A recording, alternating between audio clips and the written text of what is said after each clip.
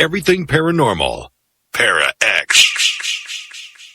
The views expressed and the opinions given by the individual host and their guests do not necessarily reflect those of Para X, its affiliates, or its sponsors.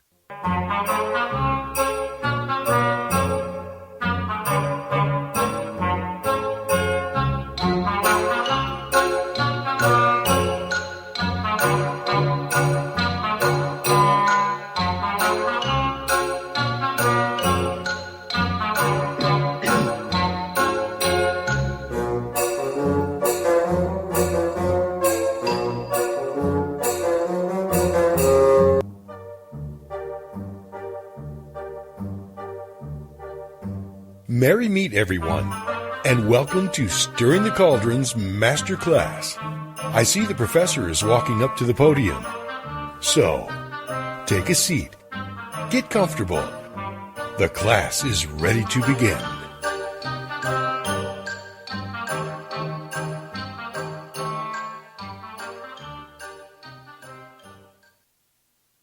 And merry meet everybody, and welcome to Stirring the Cauldron's Masterclass. Now tonight we've got two professors. We've got Barry Fitzgerald and Steve Mera. And Barry isn't any stranger to investigating the supernatural. I mean, he's explored, written about, and recorded a quandary of paranormal and supernatural phenomenon around the globe, and he continues to do so. And Steve is an international lecturer and freelance journalist for a number of magazines and newspapers, and he's had several publications of his own. And he first became interested in the subject of UFOs and the paranormal at an early age and holds many honorable membership positions with organizations and establishments internationally. So Barry's going to start with the first half, and he's going to talk about Project Doorway. And then after the break, Steve will be jumping in, talking about the UITC course. And they'll probably be talking to each other in the meantime anyway.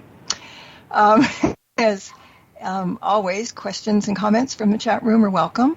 And if you're listening to the live show and you're not in the ParaX chat room and want to join us in the virtual classroom, please come over to paraxradionetwork.com. All right, we've got a lot to learn tonight, so we better get started. So, guys, the podium is all yours. Thank you very much, Marla. Thank You're you. very kind, and it's a pleasure to be here. First of all, I think it's important to understand certainly from my standpoint, in that for years, decades, in fact, for a huge majority of the time, I have been pretty much working on my own, Steve being the same. We have different perspectives and different avenues that bring us along this particular road, looking for knowledge and trying to understand the phenomena. But Steve and I and our third partner, Carmela, decided that we were going to join forces. And in particular, this year we've decided to unite as a trio of directors, and we began Awakening Events. And Awakening Events in itself is an umbrella group, and that in itself it covers various different projects that includes experiments to document the phenomena. And more importantly, expeditions to these various key locations around the planet. And training courses for the UITC. Steve will be speaking about that on the second part of the lecture. And of course, we shouldn't forget the world's finest and free online multilingual magazine. It's dedicated to all manner of subjects in the wider research fields. That includes ufology, it includes cryptozoology, and of course the paranormal and the esoteric underpinnings. So that particular magazine, Phenomena Magazine, is free to anyone who wishes to subscribe, and they can pop across to our website at awakeningevents.co.uk and register there.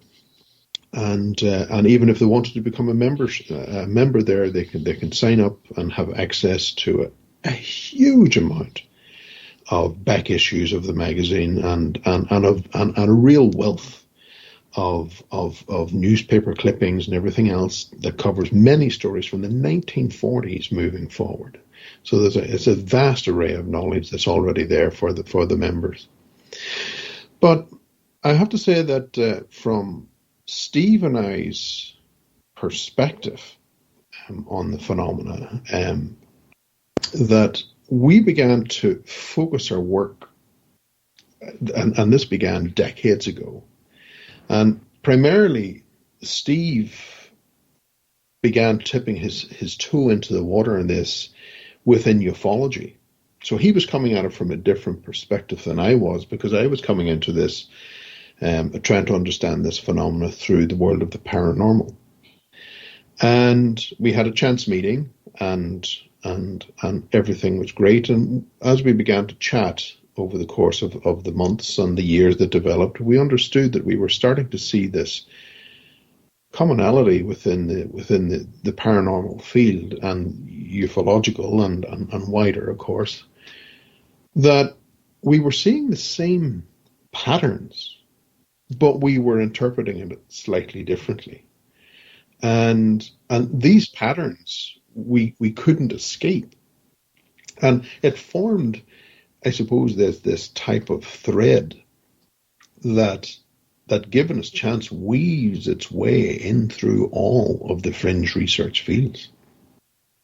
And these patterns we started to note, we started to write them down and follow them, because they really, it's an intrinsic part of the research, which is something we wanted to really delve into.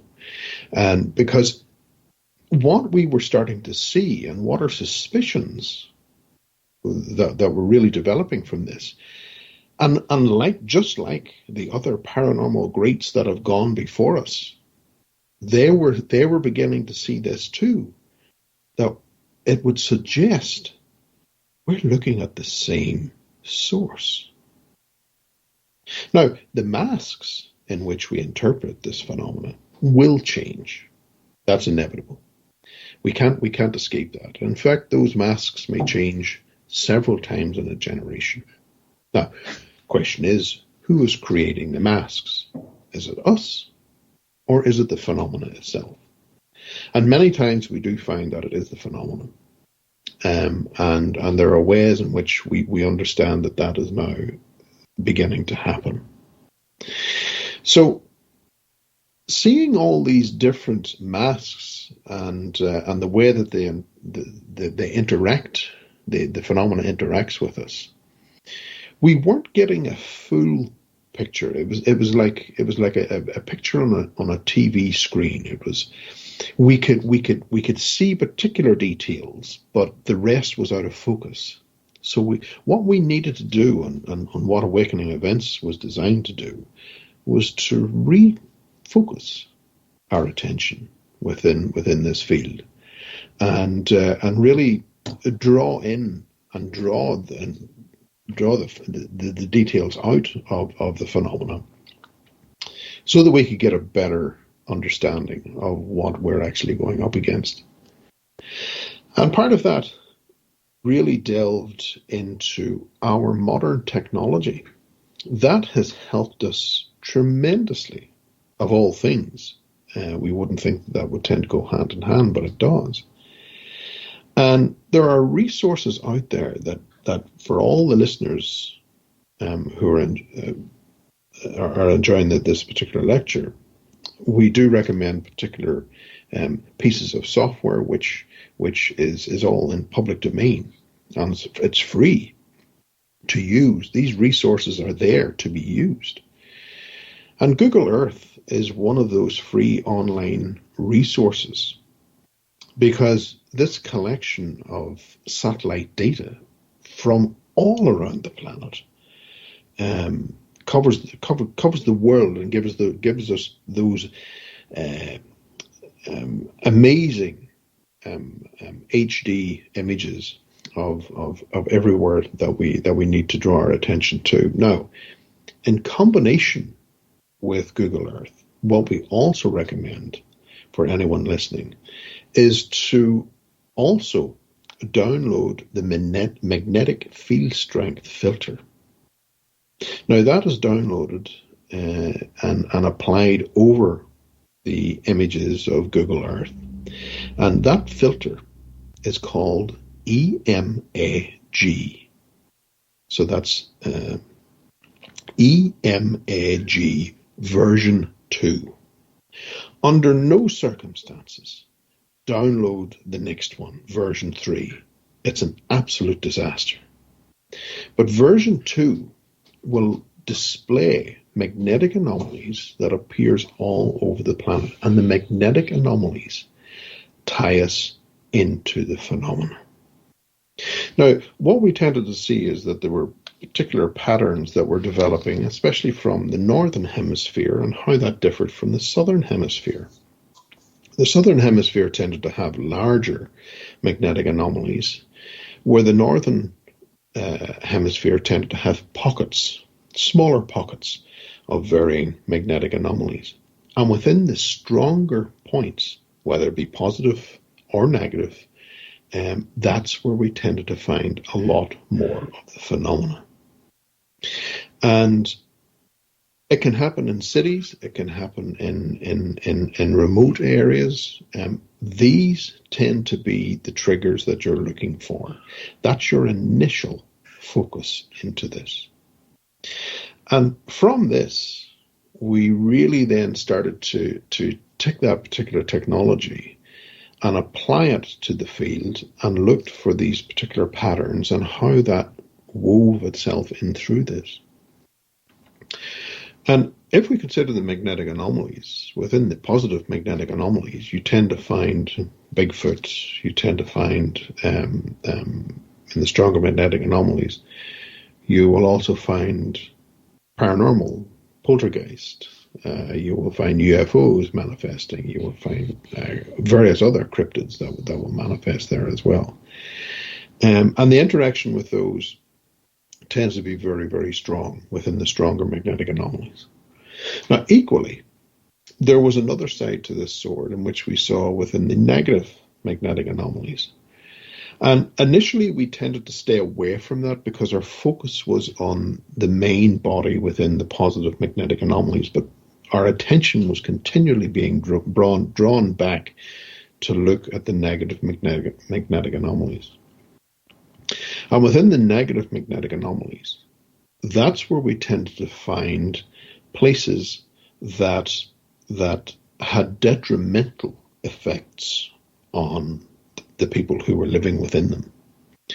And if I give you an example, 7 out of 10 of the world's top suicide locations appear in negative magnetic anomalies. Our ancestors were building temples within these negative magnetic anomalies, and sacrifices of various different forms were being created and made to entities, to beings, to energies that were also manifesting through the negative magnetic anomalies.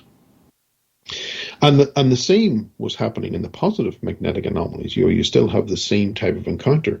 And what we were seeing is that both of these sides of the coin were of the same coin. It doesn't matter whether we say, well, it's a positive magnetic anomaly or a negative one. It's both the same phenomena. It just interacts with us differently. And that was a great thing for us to see and start to break apart. Now, what we also needed to do was to, once you have your target area and you're following your suspicions and you're looking at the clues, you also have to incorporate and do your research into the historical and the folklore and mythology of that particular area. Now, if we consider, for instance, one of the hot zones, let's say Australia, in Queensland, Australia, there you have the technological evidence to support that there may be an actual doorway here, but then we also have to incorporate the historical. And there are reports from that particular location by which are stored within the Royal Library of Databases down there, which suggests that people have been experiencing UFO phenomena within these areas. But interestingly, they don't interact with the native Aboriginal communities. It just goes after the settlers. And there you also tend to find other phenomena, which, again, as we said before, it all ties it in through. So we are able to identify that there's historical context to this. There's also native folklore, which suggests that when these beings and craft appear, they run and they hide because they sense the fear. It's their instinct telling them, get the hell away from this. And so the folklore, the mythology, and the historical context is already developed. So the importance of the word of mouth is very, very important. But there are aspects of this research that you're not going to find on the old tippy-tappy. So we need to, and there's going to be occasions, a lot of occasions, if you decide to follow up on this research, that you're going to have to step away from the internet, and you're going to have to get footfall, and you're going to have to work and go to the libraries. You're going to have to go to the museum resources, and you're going to have to delve into these resources to extract that old information. And that's very, very important. And with that information, we can understand more of the phenomena. And a lot of this phenomena is based on intent. And, we can get lost on this aspect of someone, let's say, using a Ouija board to communicate with the phenomena. The Ouija board itself is a piece of wood. That's all it is. But it's the intent behind it which is important.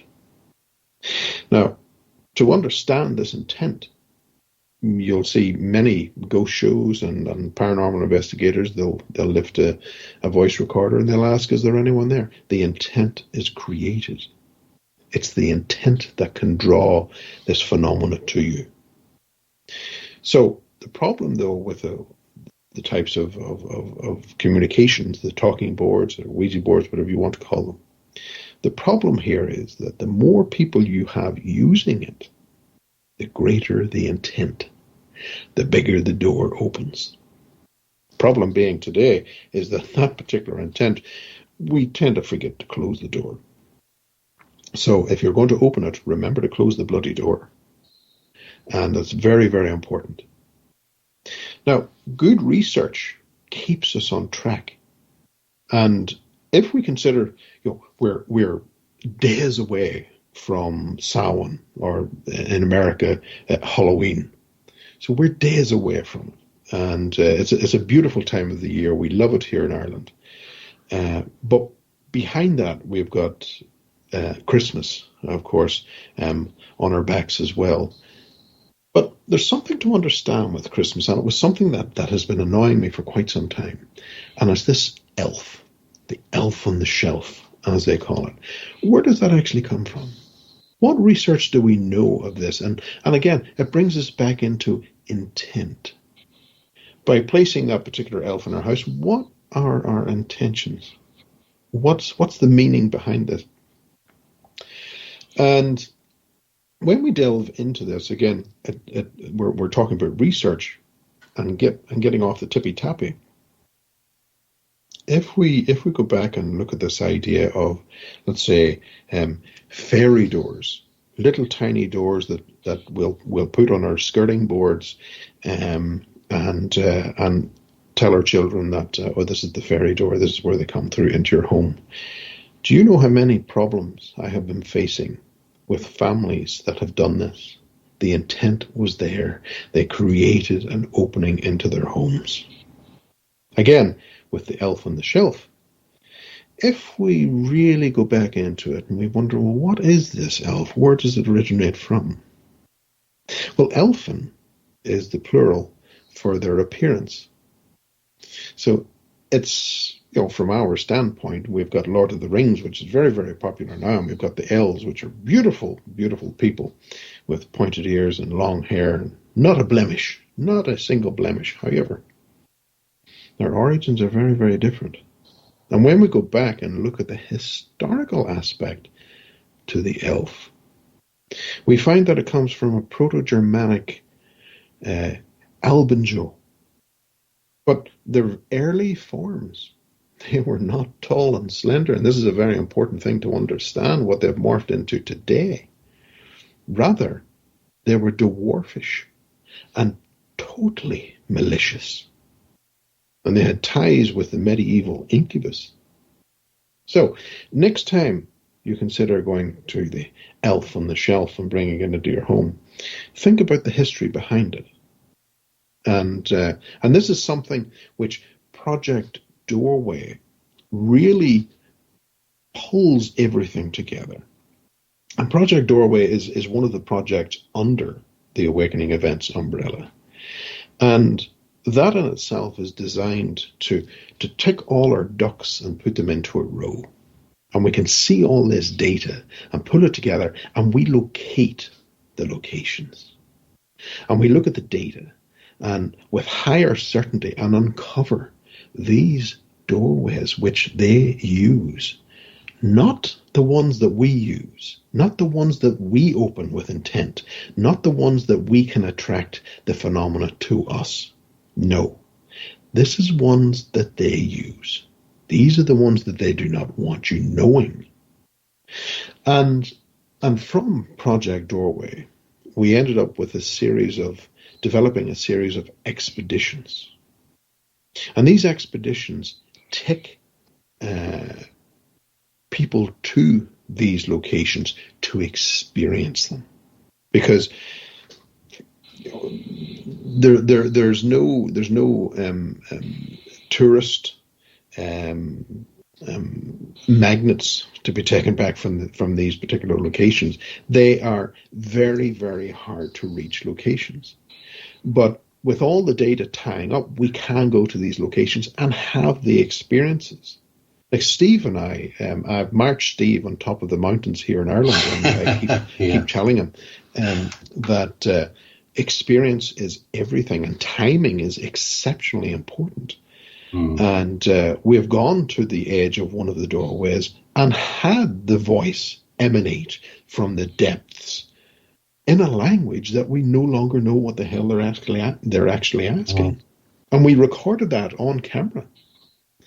And it was interesting how I was cued into that. Maybe it's because I have followed it for so long, because during the interview on the side of the mountain, I stopped and I paused and I turned and looked in the direction, and that's when the voice came.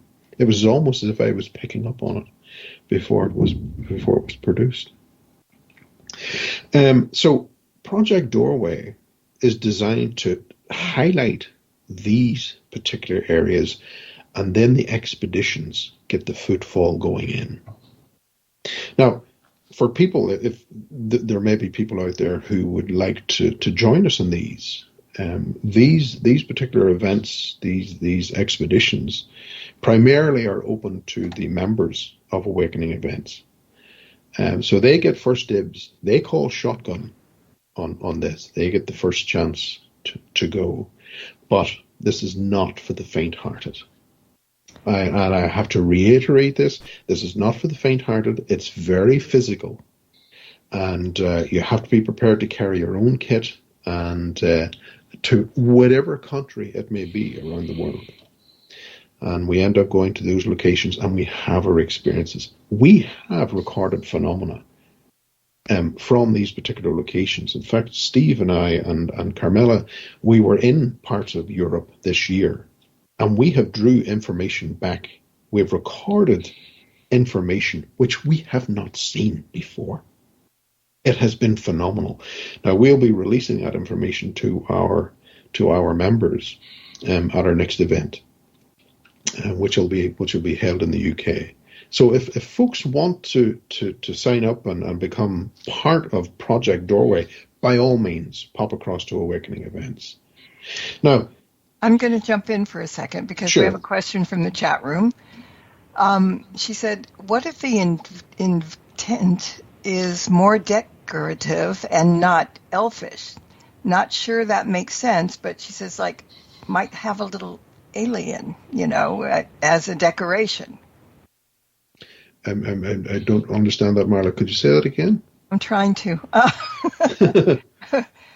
And I think what she's saying is that when she puts a decoration, an elf on her shelf, maybe the intention is decorative, but maybe the elfish comes out of there, and she might have like a little elf. It's going to turn into something that not a decorative. It's a little elf. Remember the fairy door.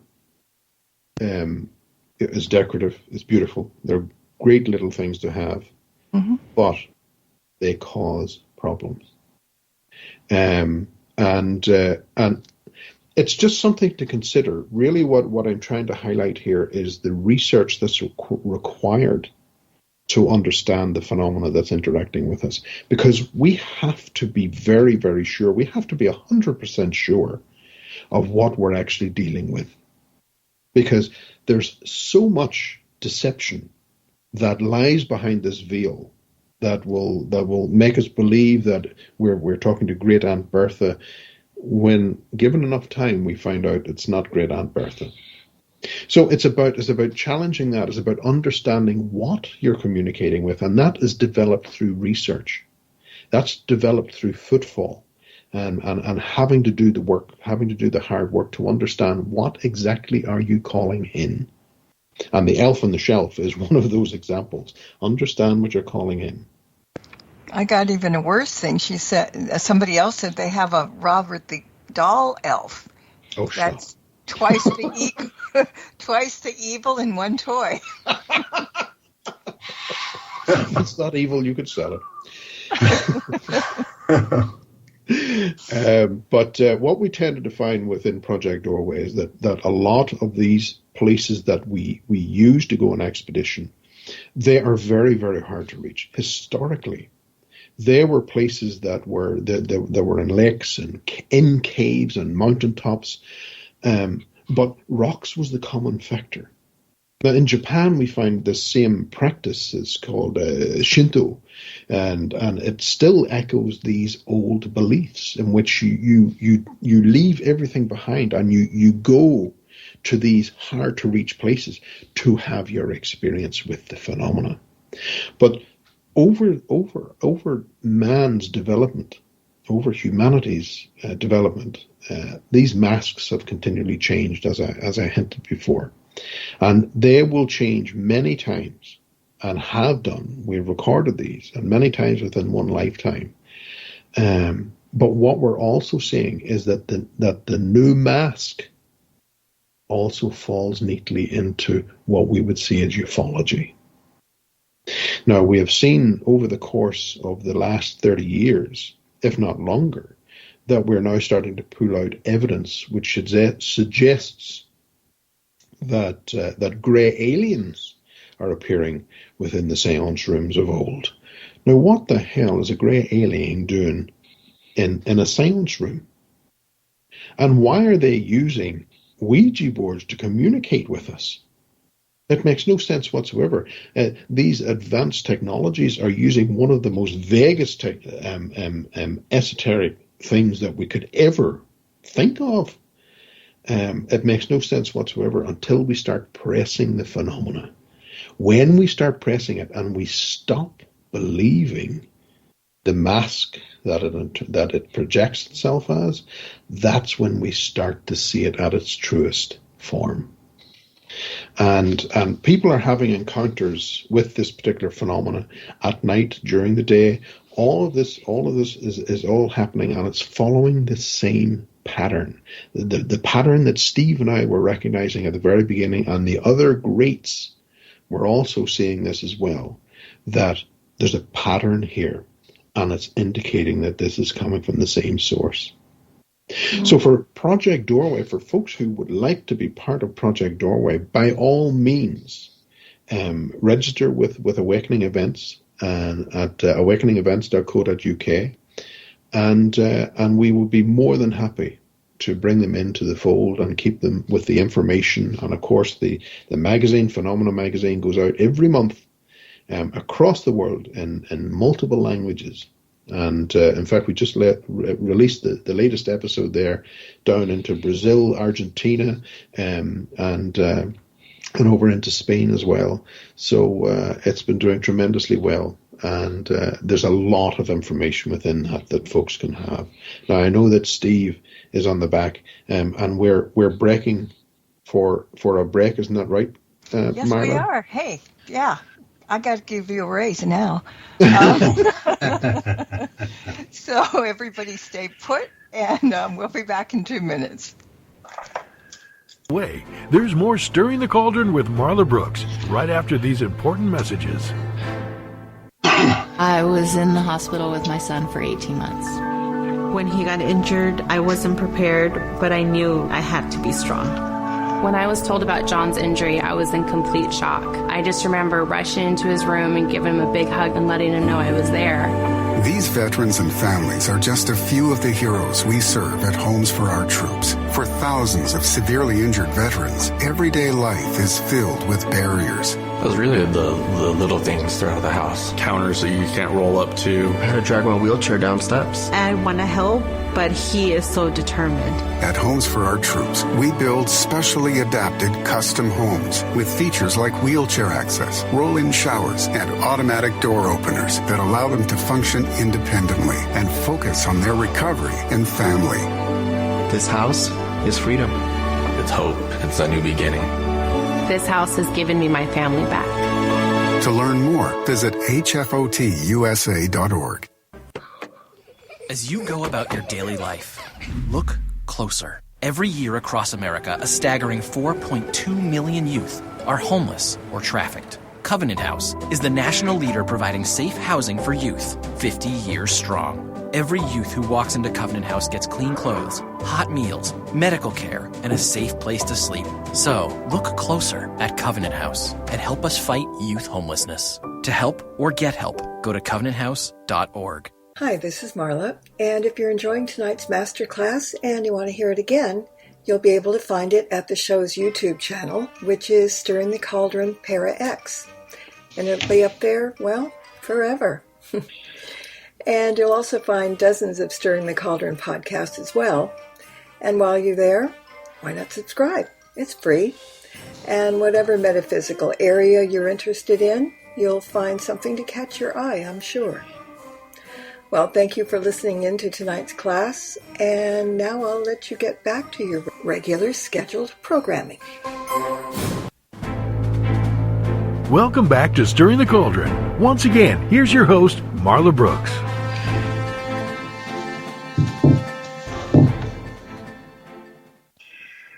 All right, well, Barry Fitzgerald and Stephen Mera are here, and they're teaching tonight's class. And Steve, I think you're up next. Well, thank you, Marla.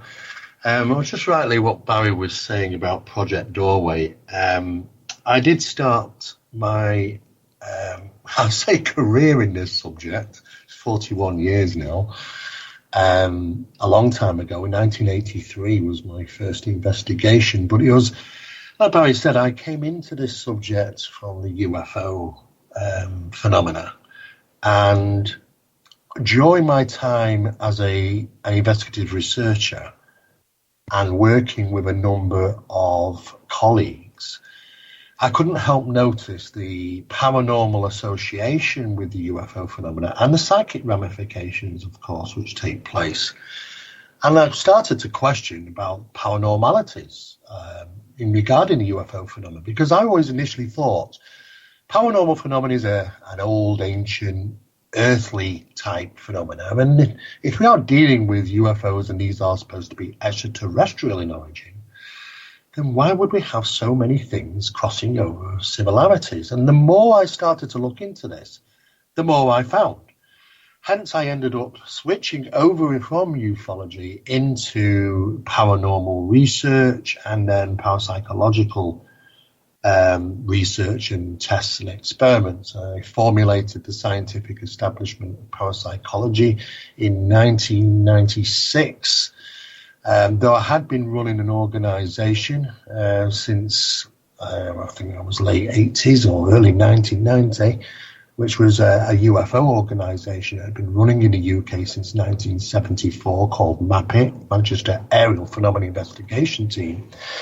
And we've been formulating SEP and looking into specifically the paranormalities associated to other subjects, not just extrasensory perception, but the paranormal aspects of things or psychic ramifications to some of those experiences that might be considered alien or UFO orientated. And there was a tremendous amount of evidence that was being overlooked. And when I started to look into those fields, I realized that there'd been a really good number to separate these particular subjects. They were compartmentalized. The paranormal, the UFO, metaphysical, spiritual, supernatural. These are all in their own boxes, and people were doing the research in their own fields and not stepping out of them. So they wouldn't really have many people in the subject of the paranormal dealing with UFOs, and vice versa. UFO guys wouldn't really deal with the paranormal guys, and the cryptid guys, the Bigfoot guys, they were kind of on their own as well. And I thought to myself, nobody's going to get a clear picture exactly of what's going on here until we start collapsing these boxes, ripping apart the compartmentalization. So I decided to do that. And I just put it all on the table. And what was really surprising when we did that was when we wanted to find certain aspects in regarding a certain phenomena, we found answers to that in other areas, in other subjects, which really led us into conducting a considerable amount of research about bringing these subjects together, because we believe though that is not a great word, paranormal, because it just covers anything which is not normal, you could say, and it just really isn't a great word to describe it. But we're kind of stuck with it now. So, I would say that everything really falls under the heading of paranormal, a paranormality, or anomalous phenomena. So therefore, we started to look at it a little bit differently. When I did that, I realized that the course I was running at that time, which was not the UITC, but it was known as the BITC, was the British Investigators Training Course, and it was formulated and put together in 1994. 2 years later, by 1996, myself and a number of colleagues were tutoring it at schools and colleges and some university classes. The ruling was at that time, though, that we could only have 35 students per class because of health and safety reasons, and we had a tremendous amount of interest to the point where we had to turn a lot of people down. The classes got filled very quickly. So we thought, well, I wonder if it would do better as a correspondent course, because then it'll allow anybody to be able to do this course without having to attend a certain class at a certain time, on a certain day. They're not got the rigidness of having to complete the course at a certain time. And it's available for people all over the world, and we can also provide that in numerous different languages. So we decided to start putting a course together. Now, when we first started doing this, it was so difficult because there were so many people stuck in those compartmentalized boxes. They couldn't seem to get themselves out of it. People would contact us and say, well, I just want to do a UFO course, or somebody would contact us and say, I just want to do a paranormal course. We had to educate the public, in a sense to speak, and this is what myself and Barry has been doing for quite some time now, is trying to get people to understand and broaden their horizons in regarding the research methodologies here and incorporating these other aspects, because they are connected.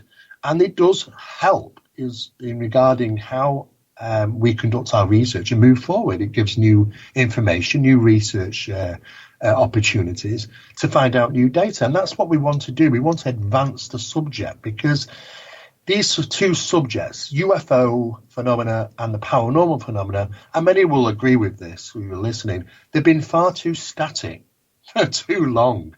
Paranormal phenomena, 160 years, it's just not progressed at all, really. And the ufological phenomenon, well, we're still back, back in the day of those three principal questions, what are they, where are they coming from, and why are they here? And we want to try and find out as much as we possibly can so we can nudge forward and gain a bit of better understanding and perspective of what this phenomena truly represents, its capabilities or even limitations if they have any. So we decided to amalgamate these particular areas of research into one course. And that became the British Investigators Training Course, and it was very popular. But then we still had that divide. So what we decided to do is split the course into the two fields, UFO and paranormal, because people are still, into their relative areas of research. They may have spent a lifetime in just UFO research and not so affair with paranormal phenomena, and vice versa for other people. So what we did is we created a new course, completely scrapped it, and became two different courses, the UITC and the PITC. Now, the UITC course, which has been out since, I think, it was constructed in 2017 and published 2018, I managed to get in touch with some of the leading experts around the world, because I always think if you really want good, true information, you go to the horse's mouth, you go to the people that have spent a lifetime in this field and doing specific research in a given areas. So I went to those people, and they've added their sections into the course, the specialized areas of research. And the good thing about this is the fact that we've introduced the paranormal aspects to it, the paranormal aspects to ufology. And as Barry was saying, a large amount of that is regarding Project Doorway, which is being introduced into the UITC, which is the UFO Investigators Training Course. Now, it originally came out around probably about 300 pages. But the difference about this particular course, because we looked at all the courses all over the world. We looked at MUFONs, we looked at Australian ones, we looked at them all. And we were quite shocked, actually, because they just had no relevant new information in them in regarding these other areas. It's like it'd been ignored. And when we did some research, I found out that ignorance had been going back for many, many decades. In fact, Project Blue Book days in the 1940s, 50s, and so on, the officers at that time, which would go out to interview people who had had some very peculiar UFO experiences or encounters, some of these people claimed that once they'd had this close encounter type experience, driving home one night, the family saw this object close to them, and it followed the car, and it followed them to their home, which was a farmhouse, and it hovered over the farmhouse for almost 45 minutes. They started, the following week after that, they started to have what can only be described as poltergeist-type disturbances. And they'd never had this prior to that incident. So when the Blue Book officers went out and talked to, as an example, Mrs. Brown, and Mrs. Brown's going to give details about her UFO experience, Mrs. Brown eventually turns around and said, oh, that's not all, because after I had the UFO experience, I started to have strange things happen in the house, unusual sounds, things moving around, typical type poltergeist disturbances. The Blue Book officers, though, at that time said, Mrs. Brown, just stick to the UFO stuff, please. We don't want any of that ghosty stuff. So even that, that divide and compartmentalization was even going on back then. Now, we don't know if that might have been done purposely, because I do believe, that there are other people and establishments are aware of the paranormalities in the UFO subject. However, there may have been a purpose divide, because if you do that, then you don't manage to connect all the dots. And what we've been doing as time's gone on is connecting dots and finding associations between paranormal incidents and the UFO phenomena. And it's so profound that you have to say there's got to be a direct association. Now you have to question, why should there be a direct association? Just as Barry was saying, about seeing non-human intelligences, that's the new word now. I noticed that they're dropping ETH, and it's becoming NHI now, and interdimensional. That's kind of the way things. We kind of forecasted this was going to happen, myself and Barry, some years ago, and we just didn't realize it was going to happen so quickly. But now this seems to be a great effort to swing us into a new narrative, and this is the reasons why, because now we know through numerous different reports from NASA, from the Pentagon program Arrow, and individual scientists and other establishments, when they've concluded that there's not enough evidence to support UFOs are extraterrestrial in origin.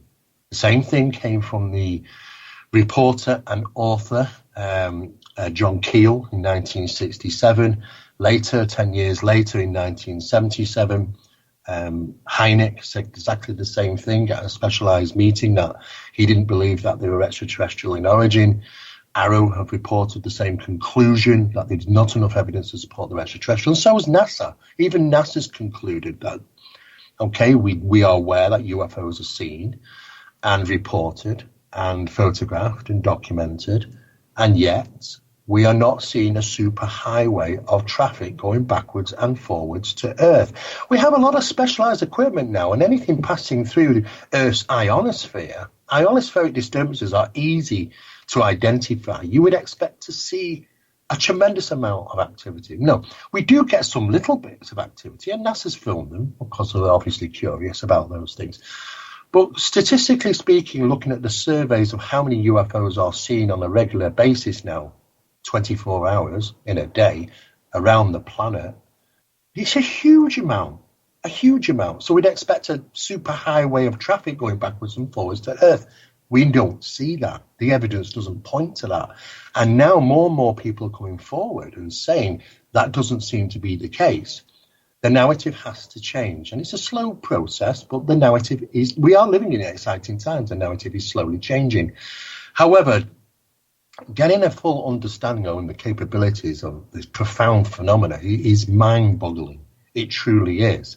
But the further that you dig into this, you end up with these little light bulb moments in regards to the connection between paranormal and ufological. So the UITC course, which is also not only includes Project Doorway material in there, but also the paranormal or psychic ramifications to UFO experiences. It's the only course, UFO course, in the world that actually does that.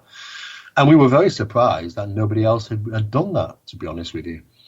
They all tended to be, stereotypical. The usual thing that we would expect to see is trying to identify an object in the sky. But we can't rely on that anymore. We need more data. Though that we love to have photographs and we love to have videos, and we get thousands of these things. We have compilations of these all the time from people that are sending them to us. But it really is only adding another stone to the mountain we've got. We're not getting any closer to try and resolve what these things actually are and what their intent is. And that kind of varies. Some people have profound experiences, sometimes spiritual and enlightening experiences. But then what tends to happen, those people that don't have very nice experiences are usually and quickly removed from media sources or brushed under the carpet. My job, I feel, is to just level the playing field, just put everything out there. Let people decide for themselves what they think this phenomena could represent. But also at the same time, try and educate them to the possibilities that it's not always love and light, though that, that a lot of people do have nice and good experiences, but it isn't always the same. And it does drastically change depending on what country you come from, your belief system, your upbringing, social information, and all that sort of thing. There does seem to be some form of connection depending on what type of experiences some people actually have with the UFO phenomena. Apart from that, it's the only course in the world that doesn't end. Now, a lot of people have asked me about that. How do you have a course that doesn't end? Well, When obtaining the UITC course, not only do we get all 20 modules, equaling to roughly about 300 pages in the digital manual, but you also get the updated modules. Now, because we are constantly learning and coming up with myself with new material, and Barry as well is always finding things out. I mean, we research things and discover stuff. The phenomenon is never ending. It's always moving. It's always evolving. We find new information with new pieces of equipment that's coming out now, that we never had years ago to be able to conduct some of these tests. And it's absolutely profound what we're finding, that the physiological and psychological ramifications of having a close encounter is far more things going on that we never ever knew. And these things need to be alerted, and people need to realize that when they're having a close encounter or an unusual experience with some type of UFO phenomena, that there are things going on that they might not be aware of. And it is important to be aware in those circumstances, especially if you're in remote locations.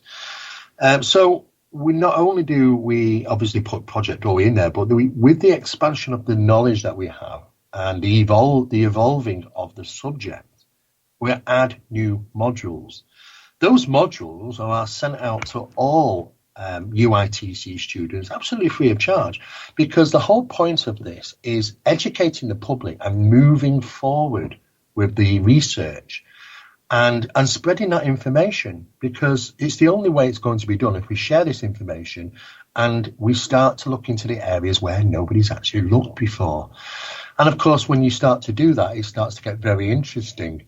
And those modules, we have actually about maybe 5 or 6 new modules been added to the course already. And as we move forward, another module will be completed, and that will be digitally sent out to all students. So it's a course that doesn't end. Now, some people obtain the course because it's, they're just interested in the subject. They may not be activists. Well, that's okay, because the course is designed from taking anybody who's just a novice, or even somebody who's spent 20 or 30 years in the subject.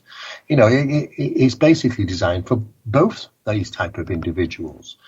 And apart from that, it also allows them to obtain extra information from us. We're reachable. The tutors are reachable. We can offer assistance regarding contacts, networking, research material, or even advising regarding specialized equipment, where to obtain it, how to use it. And we also have the option to be able to have small group seminars, like Zoom calls with students, and question and answer sessions. If they're stuck on anything, if they want to expand on a certain subject. Because to be honest, if you really wanted to plow everything into one course about the whole subject, it would be volumes length. But what we've done is we've very cleverly brought it down to the important things. Yes, we can all conduct a mountain amount of research in the subject of UFOs, but at the end of the day, we can corner that down to the most important aspects. And that does involve paranormality as well. So it is a course that also never ends. We do and are in the process at this minute constructing the PITC, which is the Paranormal Investigators Training course, because we do have some people that just really want to do the paranormal. They've always, their interest is more in the paranormal than the ufological. And so we are actually doing that course as well, and that's actually being constructed at this moment, and it's going to obviously be very similar in size and length, and it'll be formatted and constructed in exactly the same manner as the UITC course, and that will also have modules added, and which will go out, and there'll be another course that doesn't end. We need to actually advance this, and to do that, we can never have a course that just terminates, because new information is happening so quickly in this subject that it needs to be documented and it needs to be shared on a regular basis. So this is why this is ever increased to push forward this new information and share it. So the UITC course, there are details on the Awakening Events website, which is awakeningevents.co.uk. and you can go straight across to UFO courses, and you'll find all the details there for the UFO Investigators Training Course, UITC, and you can also look down and see what's actually incorporated into the course through modules. And anybody who's inquiring about that, they can obtain that it's in Spanish as well, because that's also the second biggest language in the world, I think. And we have a lot of interest because of the Spanish Phenomena magazine.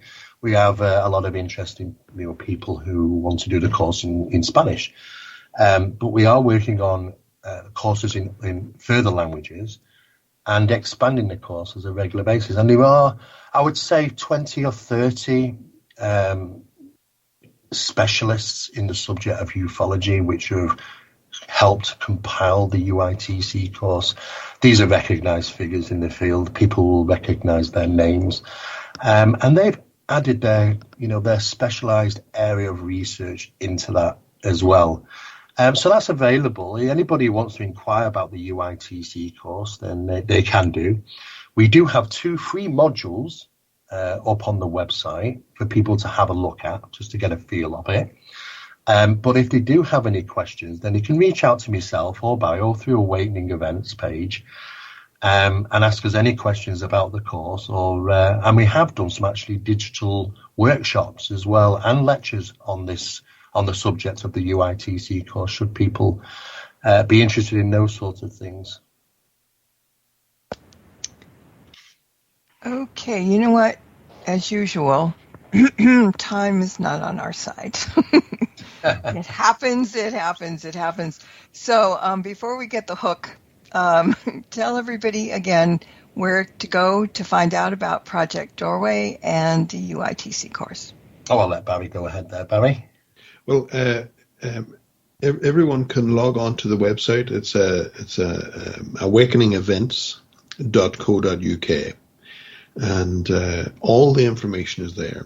All our contact details is there, and if anyone wishes to take part in Project Doorway or even be part of an expedition or have the chance to put their name in a hat to go on one of the expeditions, everything is there for them. And so we look forward to hearing from folks and see how far we can push this subject. It's a good subject to push. So, guys, thank you so much. And a polished red apple for the teachers will be waiting for you on the way out. And I saw to it that the worms were removed. Okay? So, well, you might need the protein, but... So, and we also have to thank all the people in the virtual classroom. And until next time, everybody, blessed be, and merry meet again. Good night.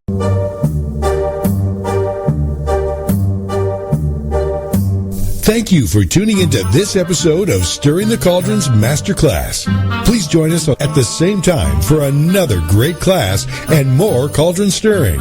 Any rebroadcast or other use of this program without explicit permission is strictly prohibited.